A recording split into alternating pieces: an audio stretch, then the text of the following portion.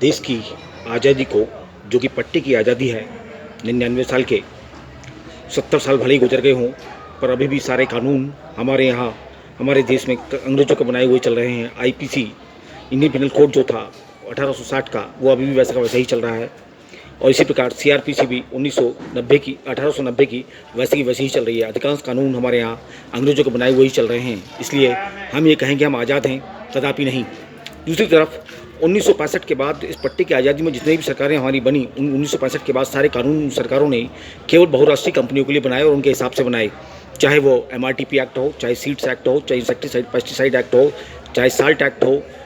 और इसके साथ ही साथ जो अभी अंतिम जो कानून बनाया गया, सबसे घातक इस देश की जनता की बर्बादी के लिए और देश के किसानों और छोटे व्यापारियों के लिए, वह था खाद्य सुरक्षा मानक अधिनियम 2006। उस कानून में व्यवस्था थी कि वो कानून भी हमारे यहाँ बहुराष्ट्रीय कंपनियों, इसमें वॉलमार्ट ने अकेले 26,50,000 करोड़ रुपए खर्च किए थे। इसी प्रकार टाटा बिरला, अंबानी के साथ साथ आईटीसी और यूनिलीवर ने भी पैसा खर्च किए थे उन्हीं की तैयारी के लिए, उन्हीं के इशारे पर नाचने के लिए, उन्हीं के इशारे पर सारे देश के व्यापार को, छोटे व्यवसायों के सब्जी भाजी से लेकर सभी किराना व्यवसायों को खत्म करने, रिटेल के व्यवसाय को खत्म करने के लिए 100% एफडीआई भाजपा ने आते ही शांत कर दी थी। और अब वो सारा व्यापार को उनको सौंपने के लिए ही सारा का सारा पाखंड रचा जा रहा है। 15-15 दिन के लॉकडाउन बढ़ाते बढ़ाते 70 दिन से ज़्यादा गुजर गए और अभी इसको इनकी इच्छा पूरी नहीं हुई। और अपनी इच्छाओं को पूरी करने के लिए और बहुराष्ट्रीय कंपनियों का पेट भरने के लिए ये लॉकडाउन बढ़ाते बढ़ाते 3 महीने तक करने की तैयारी में है।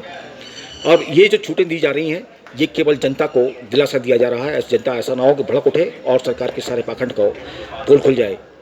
जहाँ तक जो पाखंड किया गया था महामारी का, उस पाखंड के आड़ पर देख लिया, मरने वाले 70% लोग पुरानी बीमारियों से मरे, 20% को जानबूझकर उल्टी सीधी दवाइयाँ देकर नर्सों और वार्डवाइनों जो निजी और सरकारी अस्पतालों में काम कर रहे थे, क्योंकि डॉक्टर सब छोड़ के भाग चुके थे अप्रैल के बाद से ही, उन लोगों ने जानबूझ के उनको मार डाला।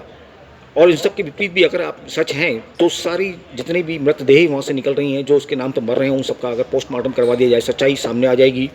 परंतु उनका पोस्टमार्टम नहीं करवा रहे हैं, उनको सीधा ले जाकर पैक करके सीधा उनको दाह संस्कार कर दिया जाता है। तो ये सारा पाखंड जो था केवल बहुराष्ट्रीय कंपनी के लिए किया गया और जानबूझकर लॉकडाउन को बढ़ा कर लोगों को परेशान किया जा रहा है। देश के सारे व्यवसाय को, फैक्ट्रियों को, सबको चौपट कर दिया गया और अब सारा का सारा व्यवसाय बहुराष्ट्रीय कंपनियों के हाथ में, ऑनलाइन अमेजान और स्नैपडील, फ्लिपकार्ट आदि के साथ साथ जो जितने भी शॉपिंग मॉल हैं उनको चलाने की सारी व्यवस्था है। ये कोई बीमारी का नहीं है भारत में, और क्योंकि यहाँ पर वैसे भी 40 डिग्री से ज़्यादा तापमान था मार्च के बाद में, तो स्वाभाविक सी बात है, यहाँ बीमारी फैल नहीं सकती और सर्दी खांसी होना बहुत स्वाभाविक सी बात है और बहुत हज़ारों साल से होती चली आ रही है और हमारे यहाँ घरों में उसके लिए दवाई की उपयोग व्यवस्था है। इसको समझे जनता और इससे भयभीत ना हो और अपने व्यवसाय को फिर से मजबूत करने और खड़ा करने के लिए तैयार रहे वो।